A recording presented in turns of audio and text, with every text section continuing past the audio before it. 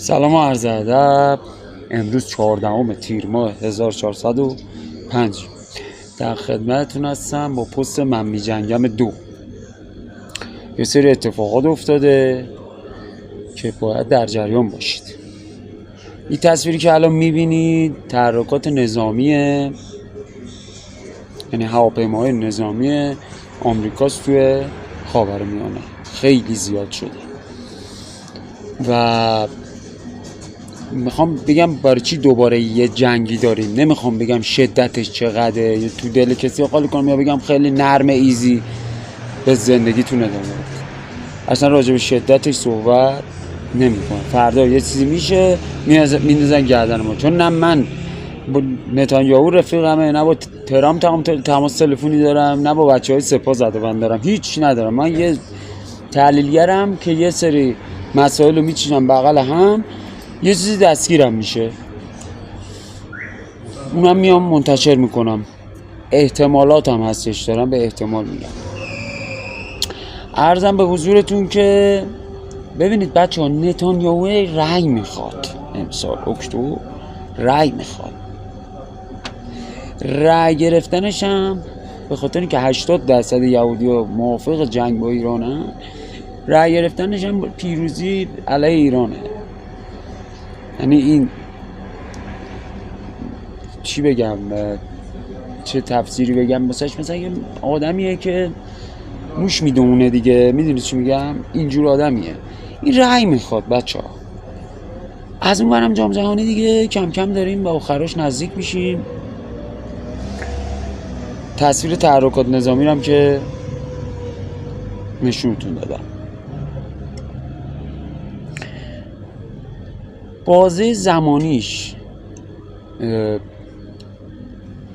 میشه که عرضم به حضورتون که همین تابستان تا آبان ما یه جنگی رو داریم. شدتش هم ما یه جنگی رو داریم دیگه. دوباره یه سری اهداف هستش، اینا جا گذاشتن، یه سری اهداف اونا جا گذاشتن، این جنگ رو ما داریم. این از خب و رشد دلار هم دقیقاً بخواد استخون بتره کنه تو همین بازه زمانیه که معمولا میفته آبان ماه. مثلا آبان ماه استخونش میتره که همون 210-20 تومنی که گفتم تارگتاشه به اونجا میرسه. یه دونه هم 145 تا 150 تومن میخریم ما دلار رو. ببینید الان یه چجوری بهت بگم، توی یه دونه فکر کن رفتی شمال، توی دود گیر افتادی، توی مه گیر افتادی، یه ذره ذره روشن میشه. بعد من میام میگم همون یه ذره که روشن میشه میام میگم، بعد دوباره همینجوری یه دفعه یه موج جدید مه میاد. اینجوریه سیستم، اینجوری شده. کی شفاف میشه این مه ها میره کنار؟ زمستون 400. ما زمستان آرامتری داریم نسبت به 404. خب اینم از این دلار که گفتم. بریم سراغ بورس تهران. یه با توجه به اینکه دوباره یه ذره تنش‌ها داره شروع میشه، نرخ بهره بین بانکی بالاست. دلیل رشد بورس هم خب تو این چند وقت به خاطر اینکه خب با تورم باید میرفت بالا، همه چی گرون شده به جز بورس. این اتفاق افتاده، بورس هم یه نمه دیگه، یه کوچولو دیگه بره بالا، کاراش بشه. و مسکن واسه مصرف کننده ها، مسکن و از این به بعد بچه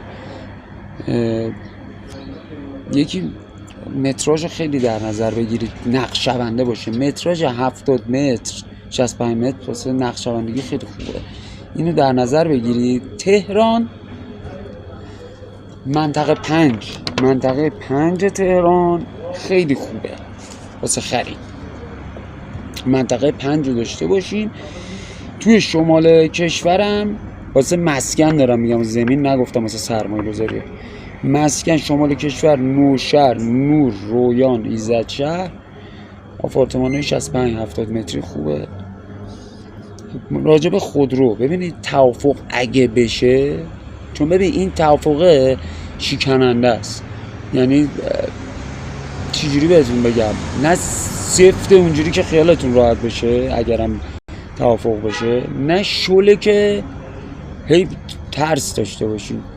حالت چی داره، ماسی میدونی چی میگم، حالت ماسی داره. ماس بذاری توی یخچال سفت میشه، میارش بیرون شل میشه، اینجوریه، حالت ماسی داره. این توافق خودرو رو در صورتی که توافق بشه و منطقه‌های آزاد کشور مثل تهران که الان اومده، مثلا جای دیگه هم زیاد بشه، خودرو خارجی به شدت ریزشی میشه قیمتش، یعنی قیمت واقعیشو میبینه. خودروی منتاجی همین چینی‌ها اینا هم همینطور ریزش دارن به انضمام خودروی داخلی که بی کیفیت، به خاطر کیفیتش. پس خودرو رو ما امسال اصلا واسه سرمایه گذاری پیشنهاد نمی کنیم، چون سوسوه همه چی. واسه سرمایه گذاری پیشنهاد نمی کنیم. طلای 18 ایارم 145 میگم، ببخشید، طلای 18 ایار رو 14.5 تا 15,500 خرید کنید. خوبه، قشنگه، قیمت‌های خوبیه. تارگت اولش 26-7 تومنه، تارگت دومش همون 32-3 تومنی که قبلا هم بهتون گفته بودم. یه ذره تارگت ها رو نزدیک‌تر کردم. سکه هم 150-145 میخری تا 260 میلیون تومن نگه میداری. میریم سراغ کریپتو. میخوام اون جمله معروف هم بگم. ببینید بچه، کریپتو از الان تا 6 ماه تا 1 سال آینده، یعنی همه رو من جمع میکنم و اوایل 2027 و اینا من شروع میکنم خرید کردن. و اون جمله معروفه رو بگم که 2022 گفتم، اگه بگم تا سال 2028 27 و 28 بیت کوین حداقل $190,000 باور میکنی؟ یا مثل سال 2022 میشینی نگاه میکنی رو $15,000 که گفتم بخرین؟ بیت کوین $190,000 آخر سال 2027 و اوایل سال 2028 این قیمت ها رو میبینه. امیدوارم که موفق پرسود باشید، مراقب خودتون باشید. ایشالله که تنش ها اصلا اتفاق نیفته، تحلیل من اشتباه از آب در بیاد، زندگیمون رو ادامه بدیم. باز اگه کاری داشتید من در خدمتون هستم. خیلی محبت کردین که